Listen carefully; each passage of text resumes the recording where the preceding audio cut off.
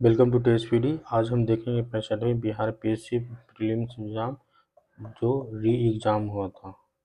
2019 में। 2019 का री एग्ज़ाम हुआ था 2020 में, 17 फरवरी 2020 को। तो पहला क्वेश्चन देखेंगे, निम्न कथनों में से कौन से कथन सही है? हड़प्पा का उत्खनन 1921 में किया गया था। वर्तमान में हड़प्पा पाकिस्तान में। हड़प्पा ब्यास नदी के किनारे था। हड़प्पा के उत्खननकर्ता आर.डी. बनर्जी थे। छत्र वाला ताम्र रथ हड़प्पा से मिला है। केवल 1 और 2 सही है। 2। हड़प्पा का उत्खनन 1921 में किया गया था। वर्तमान में हड़प्पा पाकिस्तान में। सन 1921 ईस्वी में भारतीय पुरातत्व सर्वेक्षण विभाग के महानिदेशक सर जॉन मार्शल के निर्देशन में राय बहादुर दयाराम साहनी ने सर्वप्रथम हड़प्पा स्थल का उत्खनन कराया था। यह स्थल पाकिस्तान के पंजाब प्रांत में स्थित मोंटगोमरी जिले में रावी नदी के बाएं तट पर अवस्थित है, जबकि राखल दास बनर्जी ने मोहनजोदारो स्थल के उत्खनन का कार्य वर्ष 1922 में कराया था। क्वेश्चन नंबर 2, निम्न में से कौन सी नदी सप्त सिंधु में समाविष्ट नहीं थी? साबरमती। ऋग्वैदिक काल के सप्त सिंधु नदियों में साबरमती नहीं शामिल थी। इस काल में नदियों की संख्या लगभग 25 बताई गई है। ऋग्वैदिक काल की प्रमुख नदियां सिंधु, सतलज, रावी, झेलम, चिनाब, ब्यास तथा सरस्वती आदि थी। क्वेश्चन नंबर 3, गौतम बुद्ध ने अपना प्रथम उपदेश कहाँ दिया था? सारनाथ में। गौतम बुद्ध ने अपना प्रथम उपदेश सारनाथ में दिया था, जिसे धर्म चक्र प्रवर्तन के नाम से जाना जाता है। क्वेश्चन नंबर 4, पाटलिपुत्र में बुलाई गई प्रथम जैन संगीति के अध्यक्ष कौन थे? स्थूलभद्र। स्थूलभद्र ने प्रथम जैन संगीति की अध्यक्षता की थी, जिसका आयोजन पाटलिपुत्र में किया गया था। क्वेश्चन नंबर 5, चंद्रगुप्त मौर्य ने सेल्यूकस को बख्शीश के रूप में क्या दिया था? 500 युद्ध हाथी। चंद्रगुप्त ने सेल्यूकस को 500 युद्ध हाथी उपहार में दिया था। सेल्यूकस ने अपनी पुत्री का विवाह चंद्रगुप्त मौर्य से कर दिया। सेल्यूकस ने मेगास्थनीज नामक अपने एक राजदूत को चंद्रगुप्त मौर्य के दरबार में भेजा था। क्वेश्चन नंबर 6, किस शासक ने अपनी राजधानी पाटलिपुत्र में स्थानांतरित किया था? उदयन ने। हर्यक वंश के शासक उदयन ने अपनी राजधानी राजगृह से पाटलिपुत्र स्थानांतरित की थी। क्वेश्चन नंबर 7, निम्न में से कौन सा जवाब सही नहीं है? बृहद संहिता पुस्तक के लेखक बराहमिहिर हैं, जबकि आर्यभट्ट द्वारा लिखित पुस्तकों में ब्रह्म सिद्धांत, आर्यभट्टियम, सूर्य सिद्धांत प्रमुख है, अतः विकल्प सी सही है। क्वेश्चन नंबर 8, विग्रहराज चार ने अजमेर विग्रहराज चार ने अजमेर की अराई दीन का झोपड़ा नामक मस्जिद के पहले किसका निर्माण किया था? कॉलेज का। अर्नो अर्नोराज का पुत्र विग्रहराज चौथा अथवा बिसल-देव चौहान वंश का सबसे प्रतापी राजा था। इसने ही अजमेर में एक संस्कृत कॉलेज की स्थापना की थी, जिसे कुतुबुद्दीन ऐबक द्वारा मस्जिद में परिवर्तित कर दिया गया। माना जाता है कि इस मस्जिद का निर्माण 28 दिन में किया गया और इस कारण इसका नाम 28 दिन का झोपड़ा मस्जिद पड़ा गया। क्वेश्चन नंबर 9, किसने भारत में सूफी के चिश्ती संप्रदाय की स्थापना की थी? मोइनुद्दीन चिश्ती ने। ख्वाजा मोइनुद्दीन चिश्ती का जन्म पूर्व पर्शिया के सिस्तान क्षेत्र में हुआ था। कुछ अन्य स्रोतों के अनुसार उनका जन्म ईरान में हुआ था। इन्होंने ही सूफी तरीकों को भारतीय उपमहाद्वीप में स्थापित किया और प्रचार किया। इनकी दरगाह अजमेर शहर में है। क्वेश्चन नंबर 10, कथनों में से कौन से कथन सही है? कल्हण का ग्रंथ राजतरंगिणी संस्कृत में है। इब्न बतूता को दिल्ली का काजी नियुक्त किया गया था। अब्दुल हमीद लाहिरी का पादशाहनामा शाहजहां के शासनकाल में है। अमीर खुसरो सितार का आविष्कारक था। हमीदा बानो बेगम ने हुमायूं नामा लिखा था। 1 सही है, 2 सही है, 3 सही है, 4 सही है। क्वेश्चन नंबर 11, शिवाजी के शासन तंत्र में विदेश मंत्री के नाम से जाना जाता था। सुमंत। शिवाजी के शासन की वास्तविक बागडोर उनके अष्टप्रधान नामक मंत्रियों में थी, जिसका कार्य राजा को परामर्श देना था। प्रत्येक मंत्री राजा के प्रति उत्तरदायी था तथा उनके सचिव के रूप में कार्य करता था। अष्टप्रधानों का विवरण इस प्रकार है: पेशवा, राजा का प्रधान मंत्री, अमात्य, वित्त या राजमंत्री, बाकिया नसीब अथवा मंत्री गृह मंत्री राजा के प्रतिदिन के कार्यों या कार्यवाहियों का लेखा जोखा रखता था। सचिव राजकीय पत्र व्यवहार का कार्य, दबीर या सुमंत विदेश मंत्री, सेनापति अथवा सरे नौबत सेना की भर्ती, संगठन, रसद प्रबंध करता था। पंडित राव मुख्य विद्वानों और धार्मिक कार्यों के लिए दिए जाने वाले अनुदानों का दायित्व न्यायाधीश, मुख्य न्यायाधीश।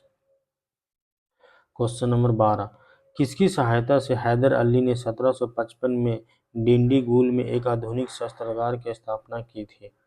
फ्रेंच विशेषज्ञ।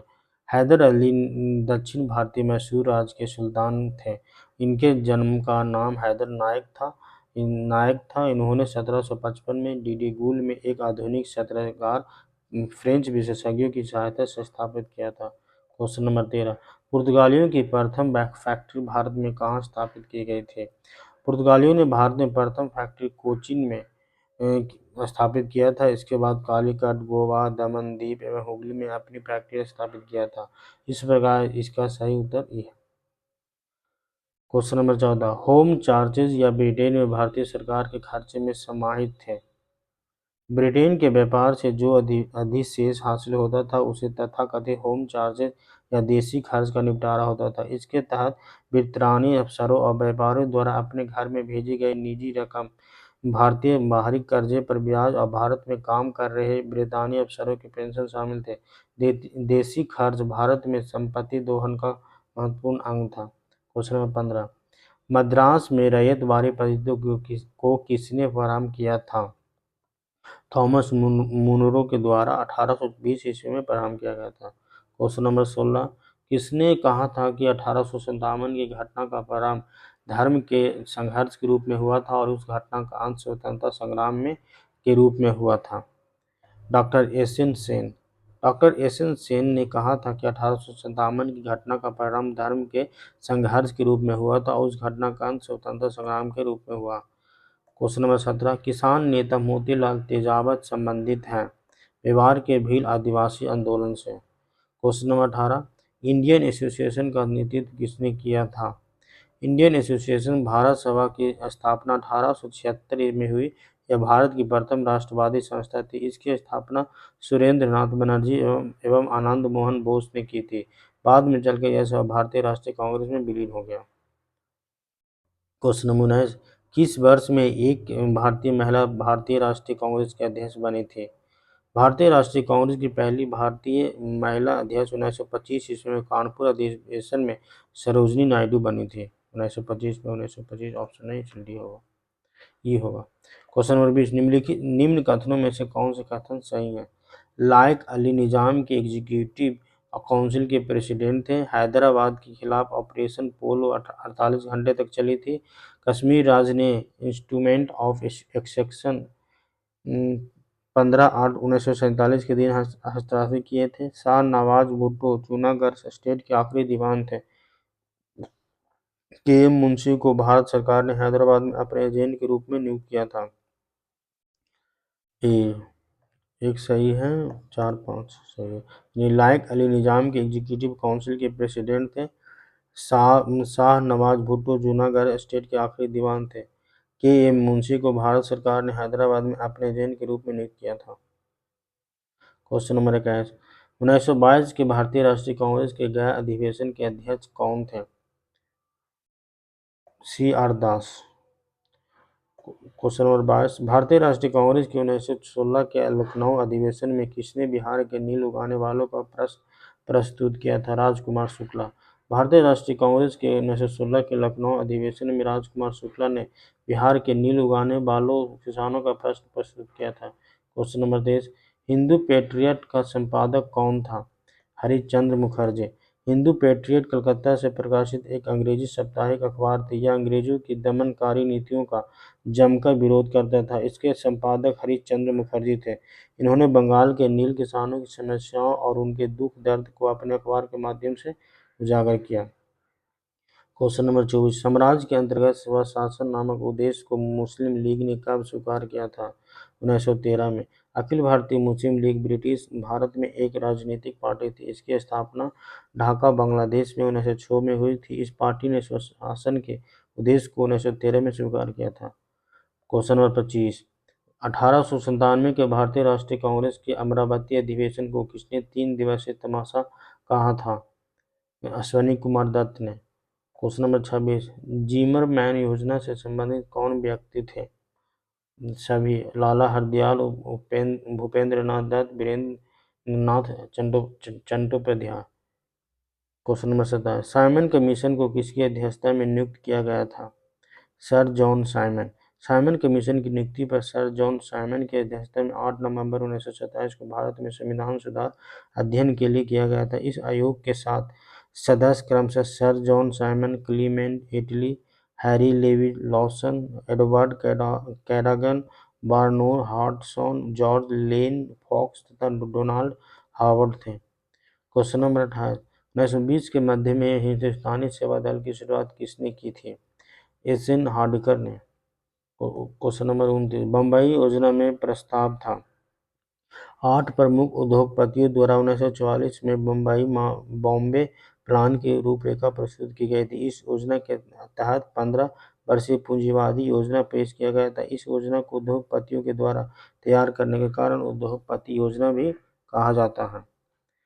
बम्बई योजना को उद्योगपति योजना भी कहा जाता है। इसका मुख्य उद्देश्य भारत का तीव्र आर्थिक विकास था। इस उद्देश्य की प्राप्ति के लिए कर्मचारियों के कल्याण, कुछ पूंजीवादी विशेषताओं के परित्याग आदि की भी योजना थी। Question number 30, Jamshedpur labour association की स्थापना 1920 में किसने की थी? एस.एन. हलदर ने। 1920 में एस.एन. हलदर तथा बहुमेध चक्रवर्ती के नेतृत्व में जमशेदपुर वर्कर्स एसोसिएशन की स्थापना हुई। क्वेश्चन नंबर 31, किसान क्या करे किसने लिखी? स्वामी सहजानंद सरस्वती ने। स्वामी सहजानंद सरस्वती भारत के राष्ट्रवादी नेता एवं स्वतंत्रता संग्राम सेनानी थे। वे भारत में किसान आंदोलन के जनक थे। इनका जन्म 1889 में गाजीपुर जिला में तथा मृत्यु 1950 में पटना में हुआ था। इन्होंने ऑल इंडिया किसान सभा की स्थापना किया था। इनके द्वारा लिखित पुस्तकों में कर्मकलाप, गीता हृदय क्रांति और संयुक्त मोर्चा, किसान लड़ते हैं, किसान क्या करें, सरकार के किसान, मेरा जीवन संघर्ष प्रमुख है। क्वेश्चन नंबर 32, भारतीय राष्ट्रीय कांग्रेस के 27वें सम्मेलन की अध्यक्षता किसने की थी? आर.एन.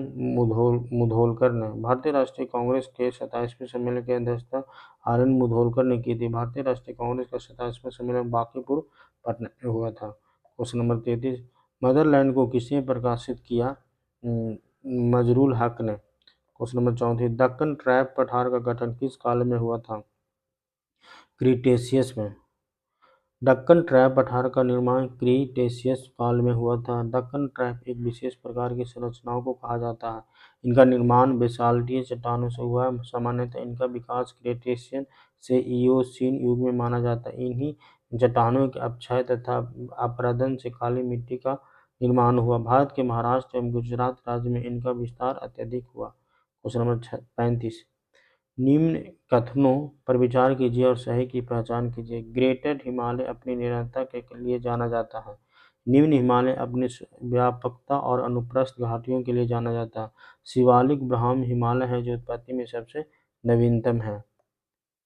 ग्रेटर ये सही है और ये सही है। शिवालिक ब्राह्म हिमालय है जो उत्पत्ति में सबसे नवीनतम है। हिमालय भारत में एक प्राचीन पर्वत श्रृंखला है। यह पर्वत तंत्र भारतीय उपमहाद्वीप को मध्य एशिया और तिब्बत से अलग करता है। यह पर्वत तंत्र मुख्य रूप से 3 महासागर श्रेणियों महान हिमालय, मध्य हिमालय एवं शिवालिक से मिलकर बना है, जो पश्चिम से पूर्व एक चाप के आकार में 2400 किलोमीटर की लंबाई में फैला है। ग्रेटर हिमालय अपनी निरंतरता के लिए जाना जाता है। शिवालिक श्रेणी सबसे नवीनतम है। क्वेश्चन नंबर 36, निम्न में से किस स्थान पर कोसी नदी गंगा नदी से मिलती है? कुर्सेला। कोसी नदी कुर्सेला कटिहार में गंगा नदी से मिलती है। कोसी नदी को बिहार का अभिशाप स्रोत कहा जाता है। इसमें आने वाली बाढ़ बिहार में अत्यधिक तबाही मचाती है। क्वेश्चन नंबर 37, पश्चिमी घाट उत्तर पूर्वी क्षेत्र की पहाड़ियों और अंडमान एवं निकोबार द्वीप समूह में पाए जाने वाले वनों को चुनिए। उष्णकटिबंधीय सदाबहार। पश्चिम घाट उत्तर पूर्वी क्षेत्र की पहाड़ियों, अंडमान एवं निकोबार द्वीप समूह में उष्णकटिबंधीय सदाबहार वन पाए जाते हैं। उष्णकटिबंधीय सदाबहार वन को वर्षावन भी कहा जाता है और ये भूमध्य रेखा के पास के क्षेत्रों में और कटिबंधों के करीब पाए जाते हैं। यह क्षेत्र गर्म होते हैं और यहाँ पर साल भर भारी भारी वर्षा होती है। इन जंगलों को सदाबहार वन कहा जाता है क्योंकि इनके पत्ते कभी नहीं झड़ते।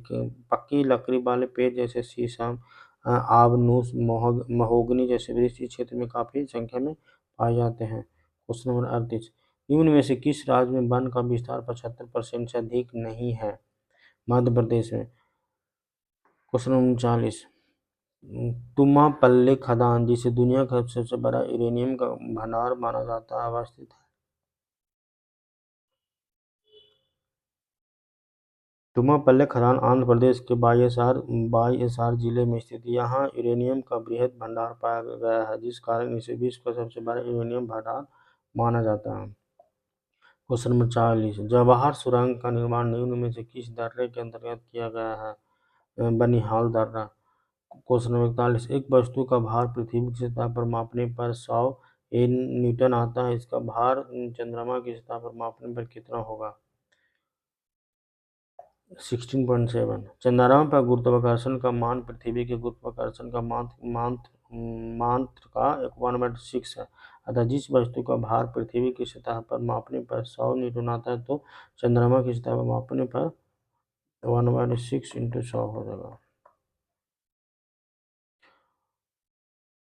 न्यूटन। क्वेश्चन नंबर 42, सौर मंडल का सबसे चमकदार ग्रह कौन सा है? शुक्र। सौर मंडल का सबसे चमकदार ग्रह शुक्र है। शुक्र एक स्थलीय ग्रह के रूप में वर्गीकृत और समान आकार, गुरुत्वाकर्षण और संरचना के कारण इसे पृथ्वी का जुड़वा ग्रह कहा जाता है। क्वेश्चन नंबर 43, निम्न में से सबसे लंबी पर्वत श्रृंखला है रॉकी। प्रश्न अनुसार दिए गए विकल्पों में सबसे लंबी पर्वत श्रृंखला रॉकी जिसका विस्तार उत्तर अमेरिका महाद्वीप के पश्चिमी तट के सहारे उत्तर से दक्षिण दिशा में लगभग 4400 किलोमीटर की लंबाई में हो।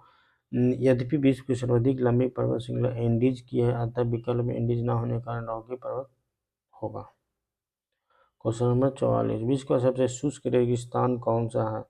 आटाकामा। विश्व का सबसे शुष्क मरुस्थल आटाकामा है। यह मरुस्थल दक्षिण अमेरिकी देश चिली के उत्तरी भागों में विस्तृत है, जबकि विश्व का सबसे बड़ा मरुस्थल सहारा है जो अफ्रीका महाद्वीप में स्थित है।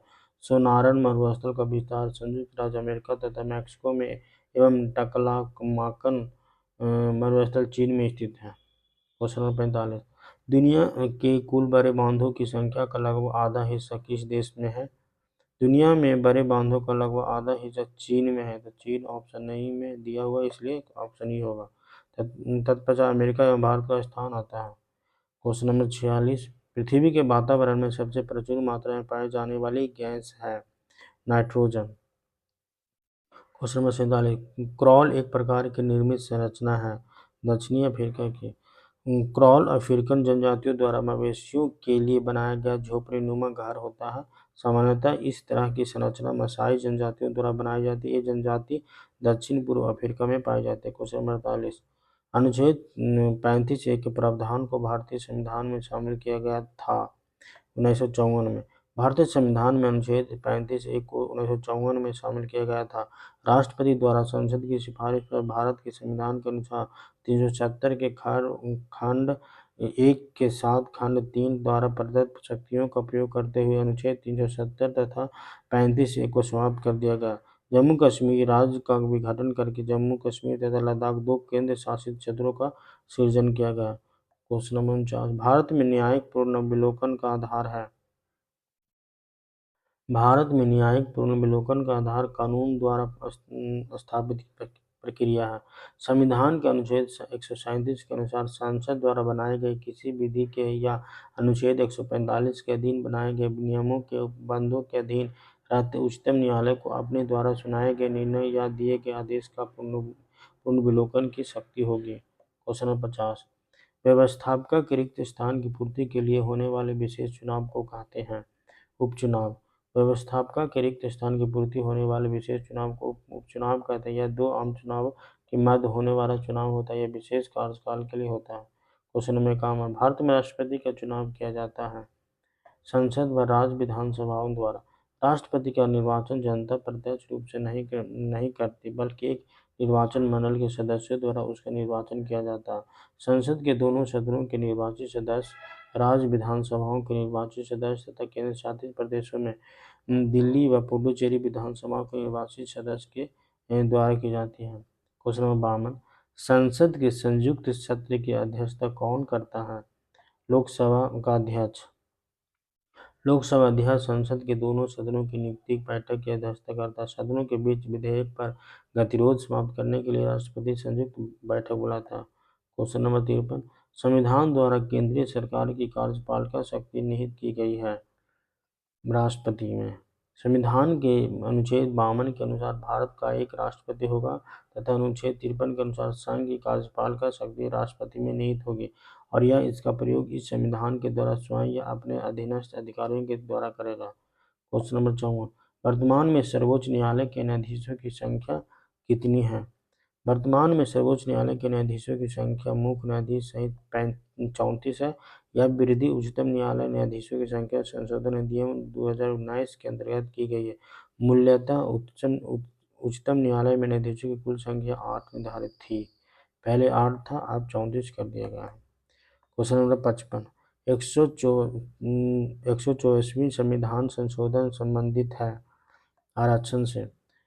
124वां संवैधानिक संशोधन विधेयक 103वां संशोधन अधिनियम आरक्षण से संबंधित है।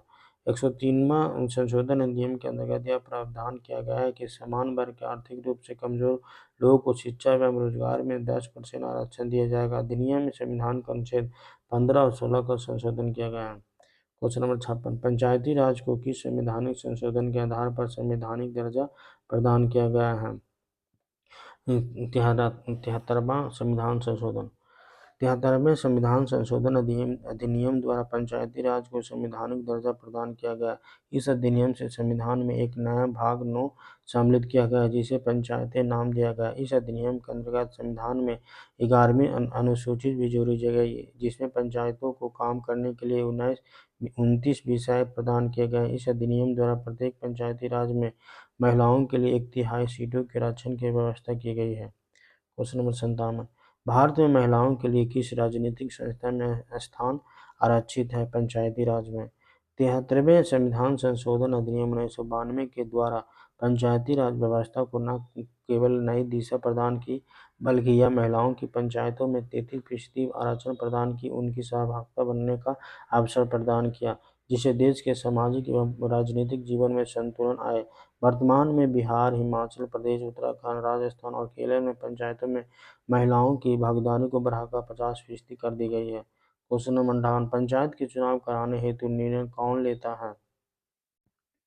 पंचायत के चुनाव कराने हेतु राज्य सरकार निर्णय लेती है। चुनावी प्रक्रियाओं की तैयारी की देखरेख, निर्देशन, मतदाता सूची तैयार करने पर नियंत्रण और पंचायतों के सभी चुनावों को संपन्न कराने की शक्ति राज्य निर्वाचन आयोग में निहित होती है। पंचायतों का कार्यकाल 5 वर्ष का होता है। क्वेश्चन नंबर 59, सामुदायिक विकास कार्यक्रम प्रारंभ हुआ 2 अक्टूबर 1952 को। सामुदायिक विकास कार्यक्रम की शुरुआत 2 अक्टूबर 1952 को की गई थी।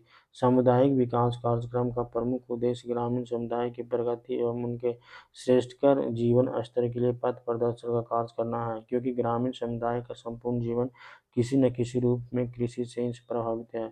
क्वेश्चन नंबर 60, विद्युत धारा की इकाई है एम्पीयर। विद्युत आवेश कूलम्ब है। विद्युत विभव का वोल्ट, विद्युत प्रतिरोध का ओम, शक्ति वाट, ऊर्जा जूल। क्वेश्चन नंबर 61, दृष्टि की खराबी निकट दृष्टि को के नाम से जाना जाता है। निकट दृष्टि दोष को प्रायः मायोपिया के नाम से भी जाना जाता है। इस रोग से ग्रसित व्यक्ति नजदीक की वस्तु को देख लेता है परंतु दूर की वस्तु को नहीं देख पाता। निकट दृष्टि दोष के निवारण के लिए अवतल लेंस का प्रयोग किया जाता है। इसी प्रकार दूर दृष्टि दोष को हाइपरमेट्रोपिया कहा जाता है, जिसमें व्यक्ति दूर की वस्तुओं को देख पाता जबकि नजदीक की वस्तुओं को नहीं देख पाता। इस रोग के निवारण के लिए उत्तल लेंस का प्रयोग किया जाता है। क्वेश्चन नंबर 12, एलईडी प्रकाश उत्सर्जक डायोड के संदर्भ में कौन सा कथन गलत है? सी, एलईडी में पहरा प्रयुक्त होता है जो मनुष्यों के लिए हानिकारक है। एलईडी प्रकाश स्रोत ऊर्जा की कम खपत करते हैं, ठीक है। एलईडी प्रकाश बल्बों से अधिक अवधि तक कार्य करते हैं, ठीक है। एलईडी का ट्रैफिक सिग्नल लाइटों में प्रयोग किया जाता है। क्वेश्चन नंबर एक्सप्लेनेशन 62 का, एलईडी प्रकाश ज्यादा डायोड अन्य प्रकाश स्रोत की तुलना में ऊर्जा की कम खपत करता है एवं यह प्रकाश बल्बों की अपेक्षा अधिक अवधि तक कार्य करता है। वर्तमान समय में एलईडी का प्रयोग ट्रैफिक सिग्नल लाइटों में भी किया जाता है। इसका मुख्य प्रकाश उत्पादक घटक गैलियम आर्सेनाइड होता है जो विद्युत ऊर्जा को प्रकाश में बदलता है। अतः एलईडी में पारे का प्रयोग नहीं किया जाता। इस प्रकार प्रश्न में दिए गए विकल्पों में सी सही है। क्वेश्चन नंबर 30 है, सौर भट्टी में प्रयुक्त होता है अवतल दर्पण। सौर भट्टी में सूर्य के प्रकाश को केंद्रित करने के लिए अवतल दर्पणों का प्रयोग किया जाता है। आपतित सूर्य की किरणें अनंत दूरी से आने वाली समानांतर किरणें होती है जो अवतल दर्पण से परावर्तित होकर इसके फोकस बिंदु पर केंद्रित होती है, जिससे ताप तेजी से लगभग 180 डिग्री सेल्सियस से 200 डिग्री सेल्सियस बढ़ जाता है। क्वेश्चन नंबर 64, अति सूक्ष्म वस्तुओं को देखने के लिए प्रयोग किए जाने वाला प्रकाशिक उपकरण है माइक्रोस्कोप। अति सूक्ष्म वस्तुओं को देखने के लिए माइक्रोस्कोप का प्रयोग किया जाता है। इलेक्ट्रोस्कोप विद्युत आवेश की उपस्थिति बताने वाला का उपकरण है। स्टेथोस्कोप हृदय तथा फेफड़ों की आवाज़ सुनने वाला यंत्र है। स्ट्रोबोस्कोप आवर्तित गति से घूमने वाले वस्तुओं की चाल ज्ञान करने का उपकरण है। क्वेश्चन नंबर 5, अल्ट्रासोनिक तरंगें। अल्ट्रासोनिक 20 किलो हर्ट्ज से कम आवृत्ति की ध्वनि तरंगें हैं। 20 किलो हर्ट्ज से ज़्यादा आवृत्ति की ध्वनि तरंगें हैं। 20 किलो हर्ट्ज और 20 किलो हर्ट्ज के बीच की आवृत्ति की ध्वनि तरंगें हैं। विद्युत चुम्बकीय हैं। इनमें से उपयुक्त में से कोई नहीं। अल्ट्रासोनिक तरंगें 20 किलो हर्ट्ज से ज़्यादा आवृत्ति की ध्वनि तरंगें। ये तरंगें मानव के लिए उच्च आवृत्ति के साथ प्राश्रव्य ध्वनि के रूप में परिभाषित किया गया है। इन तरंगों का उपयोग वस्तुओं का पता और दूरी को मापने तथा इमेजिंग या सोनोग्राफी में किया जाता है। क्वेश्चन नंबर 66, निम्न में से किस धातु की विद्युत चालकता सबसे अधिक होती है? सिल्वर, रजत। चांदी की विद्युत चालकता सबसे अधिक है। सबसे उच्च विद्युत प्रवाही धातु में चांदी, तांबा, सोना क्रमशः है। पहले चांदी, उसके बाद तांबा, उसके बाद सोना। शुद्ध चांदी सभी धातु में सबसे प्रवाह किए हैं। क्वेश्चन नंबर 7, नाभिकीय रिएक्टर में नाभिकीय विखंडन से विद्युत उत्पन्न करने के लिए साधारणतः प्रयोग किए जाने वाला तत्व है यूरेनियम। नाभिकीय रिएक्टर में नाभिकीय विखंडन से विद्युत उत्पन्न करने के लिए यूरेनियम परिष्कृत यूरेनियम 238 का प्रयोग किया जाता है। क्वेश्चन नंबर 68, अधिक ऊंचाइयों पर द्रवों की क्वथनांक घटता है। अधिक ऊंचाइयों के साथ द्रवों का क्वथनांक घट जाता है क्योंकि जैसे जैसे ऊंचाई बढ़ती है उसी अनुपात में वायुमंडलीय दबाव घटता है। अतः स्पष्ट है कि दाब बढ़ाने पर द्रव का क्वथनांक बढ़ता है। दाब बढ़ाने पर द्रव का क्वथनांक बढ़ता है, दाब कम करने पर द्रव का क्वथनांक घटता है। इसलिए मैदानी क्षेत्रों की अपेक्षा पहाड़ी या अधिक ऊंचाई वाले क्षेत्रों में भोजन देरी से पकता है। क्वेश्चन नंबर 69, रसायन विज्ञान के अनुसार निम्न में से कौन सा भौतिक परिवर्तन का एक उदाहरण है? पानी का उबलना। पदार्थ में होने वाला यह परिवर्तन जिसमें केवल उसकी भौतिक अवस्था में परिवर्तित होता है एवं रासायनिक गुण अवस्था में नहीं, भौतिक परिवर्तन कहलाता है। पदार्थ में होने वाला वह परिवर्तन जिसमें केवल उसकी भौतिक अवस्था में परिवर्तन होता है एवं रासायनिक गुण या वह अवस्था में नहीं, भौतिक परिवर्तन कहलाता है। पानी का उबलना, पानी का जमना, शक्कर का पानी में घुलना, कांच का टूटना आदि भौतिक परिवर्तन के उदाहरण हैं। इसी तरह लोहे पर जंग लगना, दूध का दही बनना आदि रासायनिक परिवर्तन के उदाहरण हैं। क्वेश्चन नंबर 70, निम्न में से कौन सा एक अलौह धात्विक खनिज है? कोई नहीं इसमें है। मैग्नीज, निकल, कोबाल्ट, टिन में कोई नहीं है। धात्विक खनिज दो प्रकार के होते हैं, लौह धात्विक खनिज और अलौह धात्विक खनिज। वे सभी प्रकार के खनिज जिनमें लौह अंश समाहित होते हैं लौह धात्विक खनिज कहलाते हैं, जैसे मैग्नीज, लोहा। जबकि ऐसे खनिज जिसमें लौह अंश नहीं पाया जाता अलौह खनिज कहलाते हैं, जैसे तांबा, कोबाल्ट, निकल, टिन, बॉक्साइट। क्वेश्चन नंबर 71, लाइटों तथा प्रकाशनलियों में प्रयोग किए जाने वाला ग्लास किससे बनता है? सिलिका से नहीं बनता, कैल्शियम कार्बोनेट से नहीं बनता, सोडियम कार्बोनेट से नहीं बनता, ग्लास के टुकड़े से भी नहीं बनता। ट्यूबलाइटों तथा प्रकाशनलियों में प्रयोग किया जाने वाला ग्लास सिलिका और बोरोन ट्राइऑक्साइड से बनता है, जिसे बोरोसिलिकेट कहा जाता है। क्वेश्चन नंबर 72, एल्कोहल को कार्बोक्सिलिक अम्ल में परिवर्तित किया जा सकता है मात्र ऑक्सीडेशन द्वारा। क्वेश्चन नंबर 73, निम्न में से सबसे अच्छा अग्निशामक कौन सा है? Carbon dioxide. Question number 74, fullerene अथवा बकीवॉल कार्बन परमाणु का बना होता है? फुलरीन एक कार्बन का अपरूप है जिसमें कार्बन परमाणु की संख्या 60 होती है। फुलरीन का सबसे साधारण रूप बकमिस्टर है। गोलाकार फ्लोरीन को बकीवाल के नाम से भी जाना जाता है। बेलनाकार फ्लोरीन को कार्बन नैनोट्यूब भी कहा जाता है। फ्लोरीन की संरचना ग्रेफाइट की तरह होती है। क्वेश्चन नंबर 75, निम्न में से कौन सी क्रिया पृथ्वी पर हो रहे कार्बन चक्र में ऑक्सीजन को बढ़ाती है? प्रकाश संश्लेषण। हरे पौधे सूर्य के प्रकाश के द्वारा क्लोरोफिल की उपस्थिति में कार्बन डाइऑक्साइड और पानी के द्वारा कार्बोहाइड्रेट बनाते हैं और ऑक्सीजन गैस बाहर निकालते हैं। यह पूरी प्रक्रिया प्रकाश संश्लेषण कहलाती है। अतः स्पष्ट है कि प्रकाश संश्लेषण की क्रिया ऑक्सीजन से को बढ़ाती है। क्वेश्चन नंबर 76, निम्न में से संवहनी पौधे को चुनिए। फर्न। फर्न एक अपुष्पक पौधा है। इसको जड़, तना, पत्ती आदि में बांटा जा सकता है। यह बीजाणुधानी से बीजाणु उत्पन्न करता है। इससे नए पौधे की उत्पत्ति होती है। वर्ण संवहनी पौधा है। वास्तव में संवहनी पौधा उन पौधों को कहते हैं जिनमें जल और खनिजों को भूमि से पादप के विभिन्न अंगों तक ले जाने के लिए लिग्निफाइड टिश्यू पाए जाते हैं। क्वेश्चन नंबर 77, निम्न में से जैविक उर्वरक का सही उदाहरण कौन सा है? 1, 2 माइकोरिजल फंगी, ब्लू ग्रीन शैवाल।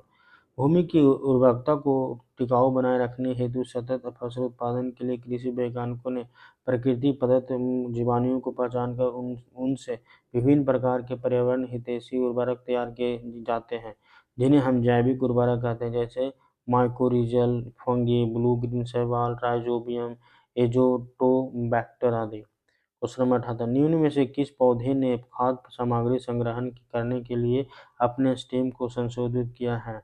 अदरक। वृक्ष के ऊपरी भाग को तना कहते हैं तथा तने का प्रमुख कार्य पत्ती, फूल तथा फल को संभाले रखना तथा शाखाओं को फैलाना है। तना विभिन्न कार्यों को संपन्न करने के लिए खुद को रूपांतरित कर लेता है। जैसे भूमिगत तने में भोजन संचय करने के लिए तना आलू, अदरक, हल्दी, जिमीकंद में रूपांतरित हो जाता है। क्वेश्चन नंबर 79, निम्न में से कौन सा कोशिका घटक कोशिका में दाखिल होने वाले जीवाणुओं को नष्ट करता है? लाइसोसोम। जंतु कोशिका द्रव में पाए जाने वाले आवरण युक्त गोल थैलीनुमा संरचना को लाइसोसोम कहते हैं। यह अंतःकोशीय पाचन में मदद करता है। कोशिका के क्षतिग्रस्त या मृत हो जाने पर लाइसोसोम फट जाते हैं और इससे मुक्त एंजाइम अपनी ही कोशिका को पचा देते हैं।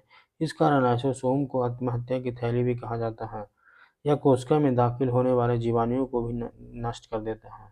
क्वेश्चन नंबर 80, शरीर में लौह की कमी के होने से क्या होता है? रक्त अल्पता। रक्त अल्पता का साधारण मतलब रक्त की कमी होता है। यह लाल रक्त कोशिकाओं में पाए जाने वाले एक पदार्थ रुधिर वर्णिका यानी हीमोग्लोबिन की संख्या में कमी आने से होती है। हीमोग्लोबिन पूरे शरीर में ऑक्सीजन को प्रवाहित करता है। हीमोग्लोबिन हमारी रक्त कोशिकाओं में मौजूद लौह युक्त प्रोटीन है। शरीर में लौह की मात्रा 20 ग्राम से अधिक नहीं होना चाहिए। इससे अधिक होने पर शरीर में हीमोक्रोमेटिक रोग हो जाता है। क्वेश्चन नंबर 81, मानव शरीर का सामान्य तापमान होता है 98.6 डिग्री फ़ारेनहाइट। फ़ारेनहाइट स्केल पर मानव शरीर का सामान्य तापमान 98.6 डिग्री फ़ारेनहाइट होता है, जबकि सेल्सियस स्केल पर यह तापमान 36.9 डिग्री सेल्सियस होता है। क्वेश्चन नंबर 82, मानव शरीर के किस अंग में उपकला कोशिका पाई जाती है?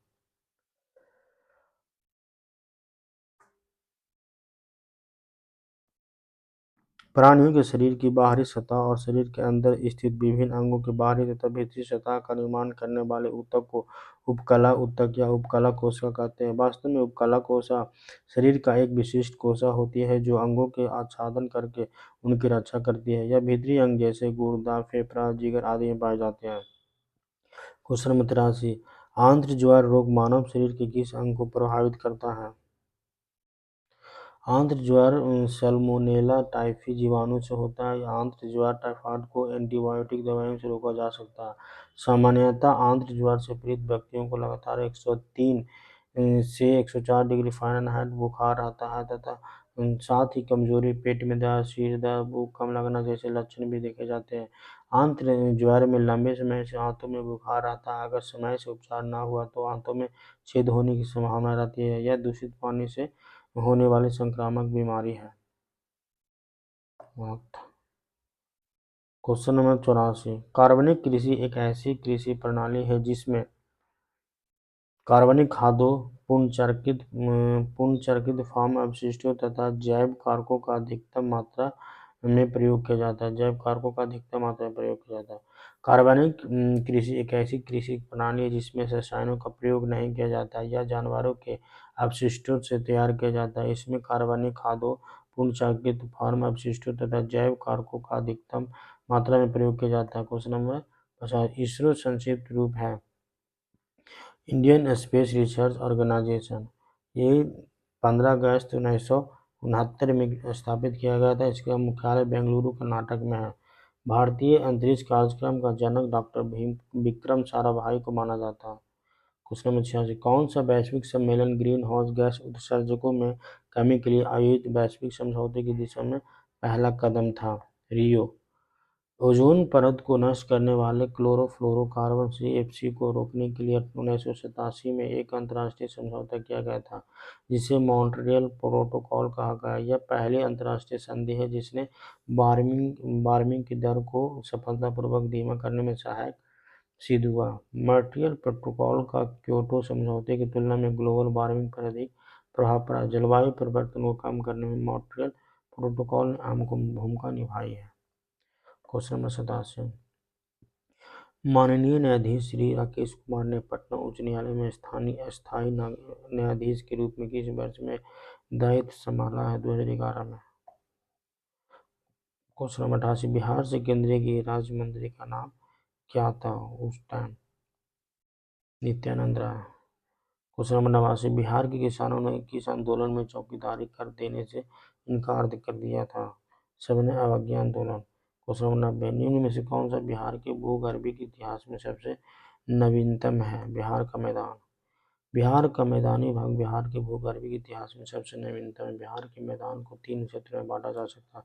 तराई का क्षेत्र यह सोमेश्वर श्रेणी से लेकर पूर्व में किशनगंज तक 5 से 7 किलोमीटर चौड़ी पटरी में फैला हुआ है। इसमें कहीं न कहीं कंकर और रेत की मात्रा अधिक पाई जाती है। इसमें आर्द्रता अधिक पाई जाती है। इसके दक्षिण में तराई उपक्षेत्र है जो प्राय दलदली है। बांगर का क्षेत्र, तराई का क्षेत्र, बांगर का क्षेत्र, खादर का क्षेत्र। बांगर का क्षेत्र यह पुराना जलोढ़ क्षेत्र है। सामान्यतः यह आसपास के क्षेत्र में 7 से 8 मीटर ऊंचा रहता है। खादर का क्षेत्र इसका विस्तार गंडक से कोसी नदी के क्षेत्र तक था। सारे उत्तरी बिहार में प्रत्येक वर्ष आने वाली बाढ़ के कारण यह क्षेत्र तबाही के कगार पर खड़ा है। Question number 91। पुरानी जलोढ़ मिट्टी या बांगर बिहार के निम्न में से किस क्षेत्र में पाई जाती है? पुरानी जलोढ़ मिट्टी या बांगर बिहार के पटना एवं गया क्षेत्र में पाई जाती है। Question number 92। बिहार में बरौनी रिफाइनरी किसके सहयोग से बनाया गया था? सोवियत रूस, 1964 में। Question number. बिहार में बरौनी रिफाइनरी सोवियत रूस तथा रोमानिया के सहयोग से 1964 से कार्यरत है। बिहार का प्रसिद्ध पशु मेला कार्तिक पूर्णिमा में आयोजित होता है सोनपुर में। Question number 94। दक्षिण बिहार में प्रचलित परंपरागत जल संरक्षण सिंचाई पद्धति कहलाती है? आहर पाइन। दक्षिण बिहार में प्रचलित परंपरागत जल संचरण सिंचाई पद्धति को आहर पाइन कहते हैं। यह पद्धति प्राचीन काल से प्रचलित है। Question number 95। विक्रमशिला गांगे डॉल्फिन अभयारण्य बिहार के किस जिले में स्थित है? भागलपुर। विक्रमशिला गांगे डॉल्फिन अभयारण्य बिहार के भागलपुर जिले में स्थित है। इसे 1991 से संचालित किया जा रहा है। यहाँ एशिया में विलुप्त प्राय गंगा के डॉल्फिन के लिए संरक्षित क्षेत्र है। गांगे डॉल्फिन को वर्ष 2009 में भारत सरकार द्वारा राष्ट्रीय जलीय जीव घोषित किया गया है। बिहार का प्रति व्यक्ति सकल राज्य घरेलू उत्पादन GSDP 2017-18 में वर्तमान कीमतों पर इतना था।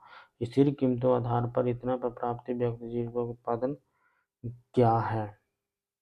31,316। Question number 97। 2018-19 में बिहार का कौन सा जिला स्थिर कीमतों पर आधार पर 2011-12 3 सबसे समृद्ध जिलों पर प्रति व्यक्ति आय के अनुसार में से एक है बेगूसराय।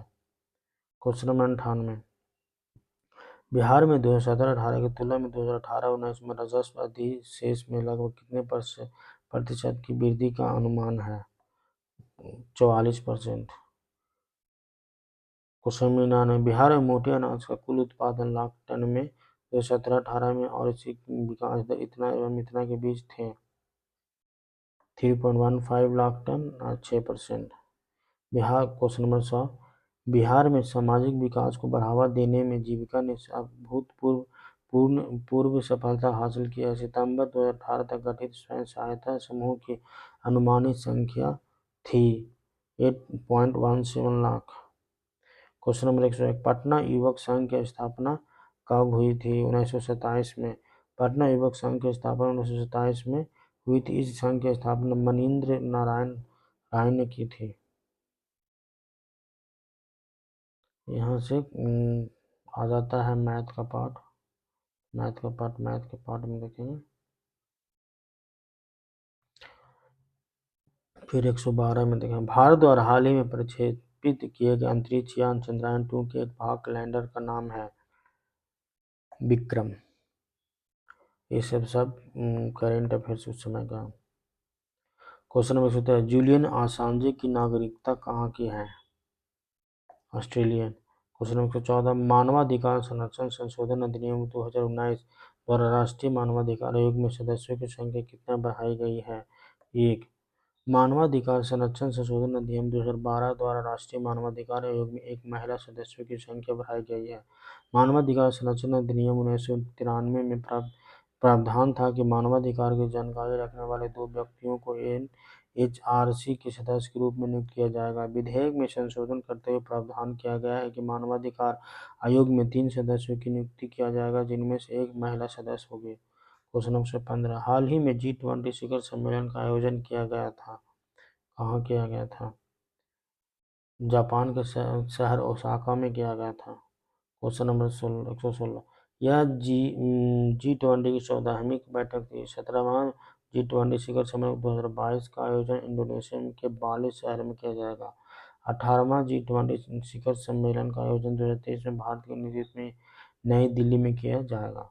वरुण नौसैनिक अभ्यास किया गया। भारतीय और फ्रांसीसी नौसेना का 1 से 10 मई 2019 तक गोवा समुद्र तट के पास वरुण नौसैनिक अभ्यास का आयोजन किया गया। इस द्विपक्षीय नौसेना अभ्यास की शुरुआत 1983 में की गई थी। क्वेश्चन नंबर 17, भारतीय वायुसेना ने 4 AH-64E अपाचे हेलीकॉप्टर का प्रथम बैच प्राप्त किया है यूएसए से। क्वेश्चन नंबर 118, भारत के प्रथम लोकपाल का नाम है पीसी घोष।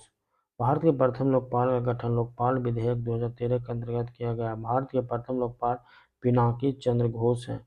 लोकपाल में एक चेयरमैन 8 सदस्यों का प्रावधान है। 8 सदस्यों में से 4 न्यायिक सदस्य तथा 4 गैर न्यायिक सदस्य हैं। वर्तमान में भारत में लोकपाल न्यायमूर्ति प्रदीप कुमार महंती को बनाया गया है। क्वेश्चन नंबर 19, हाल ही में पारित 3 तलाक बिल 2019 में अधिकतम कितनी अवधि की जेल की सजा का प्रावधान है?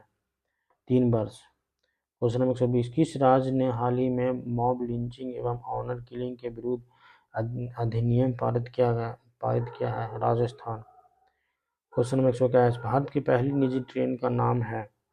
भारत दिल्ली लखनऊ रूट पर चलने वाली देश की पहली निजी ट्रेन तेजस एक्सप्रेस है, दिल्ली लखनऊ के रूट पर। क्वेश्चन नंबर 122, T20 शारीरिक विकलांगता विश्व क्रिकेट सीरीज 2019 की ट्रॉफी की विजेता है भारत। क्वेश्चन नंबर 123, भारत के नवनियुक्त कैबिनेट सचिव हैं राजीव गौबा। ये सब करेंट अफेयर्स है, तो करेंट अफेयर्स को करेंट अफेयर्स में देख लेते हैं किस तरह से करेंट अफेयर्स पूछा जाता है। क्वेश्चन नंबर 24, वर्ष 2019 में आर.के. सिंह ने बिहार के किस निर्वाचन क्षेत्र में लोकसभा सीट जीती है? आरा। क्वेश्चन नंबर 125, वर्ष 2022 में G20 शिखर सम्मेलन की मेजबानी कौन सा देश करेगा? वर्ष 2022 में G20 शिखर सम्मेलन की मेजबानी इंडोनेशिया ने किया। वर्ष 2023 में G20 शिखर सम्मेलन की मेजबानी भारत के द्वारा की जाएगी। क्वेश्चन नंबर 26, हाल ही में अपने नए जॉब ट्रैकमैन के रूप में धनबाद में दायित्व ग्रहण करने वाले आईआईटी बॉम्बे के स्टूडेंट का नाम क्या है? श्रवण कुमार ने 2015 में आईआईटी पास किया था। पास होने के बाद इन्होंने प्रतियोगी परीक्षाओं की तैयारी शुरू कर दिया, लेकिन सफलता न मिलने के कारण बीटेक एमटेक करने के बाद भी धनबाद रेल मंडल में ग्रुप डी के कर्मचारी के रूप में नौकरी ज्वाइन कर लिए हैं। क्वेश्चन नंबर 127, भागीरथी देवी को किस क्षेत्र में पद्म श्री पुरस्कार जनवरी 2019 में दिया गया था? सार्वजनिक मामले में। क्वेश्चन नंबर 128, 66वें राष्ट्रीय फिल्म पुरस्कारों में सर्वश्रेष्ठ निर्देशक का पुरस्कार किसने जीता है? आदित्य धर। 67वें राष्ट्रीय फिल्म पुरस्कारों में सर्वश्रेष्ठ निर्देशक का पुरस्कार आदित्य धर ने जीता है। 68वें राष्ट्रीय फिल्म पुरस्कारों में सर्वश्रेष्ठ निर्देशक का पुरस्कार सच्चिदानंद के आर को प्रदान किया गया। 129वें राष्ट्रीय शिक्षक पुरस्कार 2018 के लिए बिहार से चयनित शिक्षक श्री पप्पू हरिजन किस विद्यालय से हैं? कुल्हारिया स्कूल। क्वेश्चन नंबर 130, हांगकांग में अम्ब्रेला प्रदर्शनकारियों की मुख्य मांग थी। हांगकांग में लंबे समय से चल रहे आंदोलन प्रत्यर्पण कानून में संशोधन के लिए शुरू किया गया था। बाद में यह लोकतंत्र के लिए आंदोलन का रूप ले चुका था। अतः स्पष्ट है कि अम्ब्रेला प्रदर्शनकारियों की मुख्य मांग लोकतंत्र हो गया। इस आंदोलन में आंदोलनकारियों का पीले छातों का प्रयोग किया गया था, इसलिए इसे अम्ब्रेला आंदोलन का नाम दिया गया। क्वेश्चन नंबर 131, रमन मैग्सेसे पुरस्कार 2019 के लिए किस भारतीय को चुना गया है? रवीश कुमार को। रमन मैग्सेसे पुरस्कार 2019 के लिए भारतीय पत्रकार रवीश कुमार को चुना गया है। इस पुरस्कार को पाने वाले रवीश कुमार भारतीय हैं। पुरस्कार फिलीपींस के भूतपूर्व राष्ट्रपति रमन मैग्सेसे की याद में दिया जाता है।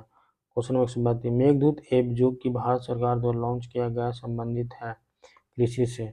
मेघदूत एक ऐप एप्लीकेशन कृषि मंत्रालय द्वारा किसानों के लिए लॉन्च हुआ है। यह ऐप किसानों को उनके क्षेत्र के हिसाब से कृषि और मवेशियों के लिए मौसम आधारित सलाह स्थानीय भाषा में देगा।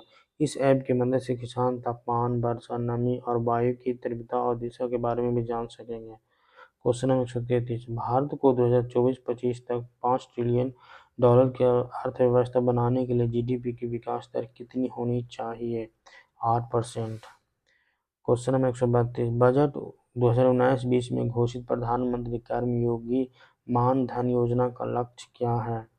खुदरा व्यापारियों और छोटे दुकानदारों को पेंशन लाभ देना। क्वेश्चन नंबर 135, बौना उद्यम 100 से कम चर्बी वाले प्रतिष्ठान का भारत में 2018-19 में सेवायोजन और उत्पादकता में प्रतिशत योगदान है 14%, 8%। क्वेश्चन नंबर 36, वित्तीय वर्ष 2018-19 में भारत का कितना प्रतिशत ग्रामीण परिवार शौचालय तक पहुंच वाला तथा उसका व्यवहार करता हुआ पाया गया? 96.5%। वित्तीय वर्ष 2018-19 में भारत का 96.5% ग्रामीण परिवार शौचालय तक पहुंच वाला तथा उसका व्यवहार करता हुआ पाया गया।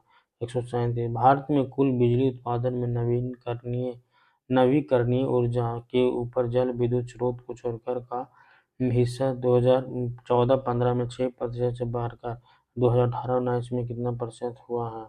10%। क्वेश्चन नंबर 138, 2017-18 में भारत में जीडीपी की विकास दर 7.8% से घटकर 2018-19 में कितनी प्रतिशत हुई है? 6.8%।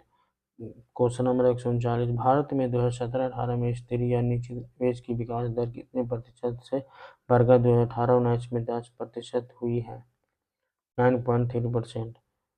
क्वेश्चन नंबर 140, भारत के रत्न और भूषण निर्यात संवर्धन परिषद के अनुसार निर्यात विकास दर अप्रैल जुलाई 2019 में 2018 के उसी समय की तुलना में कितनी घटी है? 8.5%। क्वेश्चन नंबर 141, अगस्त 2019 में भारत सरकार के वित्त मंत्रालय ने सार्वजनिक क्षेत्र बैंकों की तरलता और उधार व्यवस्था के सुधार के लिए कितना मूलधन करोड़ में दिया है? 70,000 करोड़।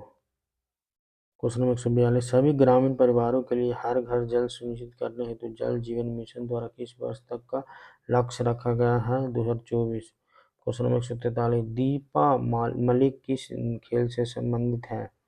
दीपा मलिक शॉट पुट एवं जेवलिन थ्रो से जुड़ी एक दिव्यांग भारतीय खिलाड़ी है। इन्होंने 2016 में पैरालंपिक में शॉट पुट में रजत पदक जीता था। क्वेश्चन नंबर 144, वर्तमान में सक्सगाम घाटी कहाँ है? चीन के शासन में।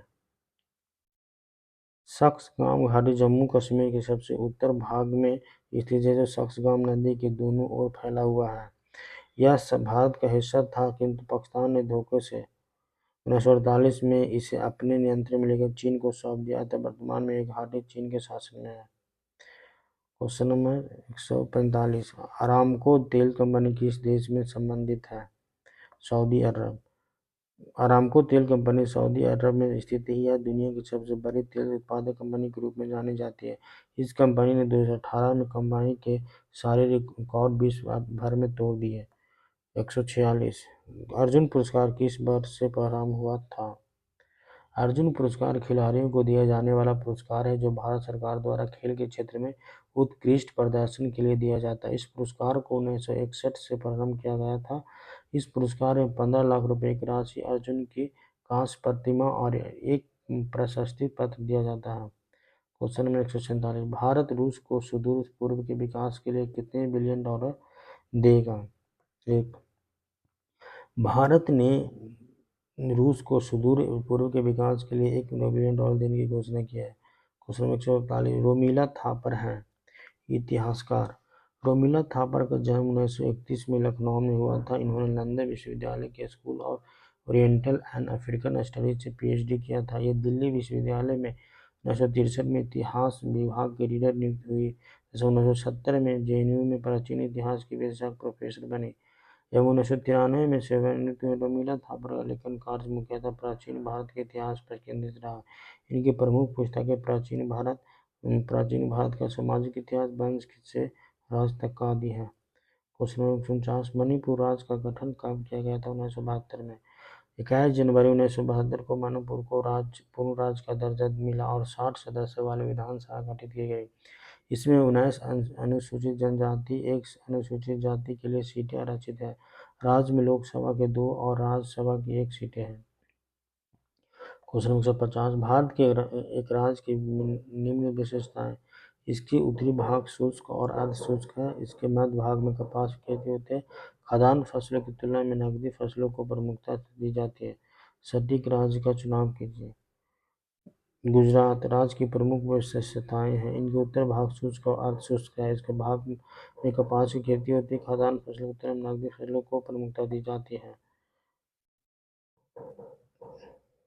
जय हिंद।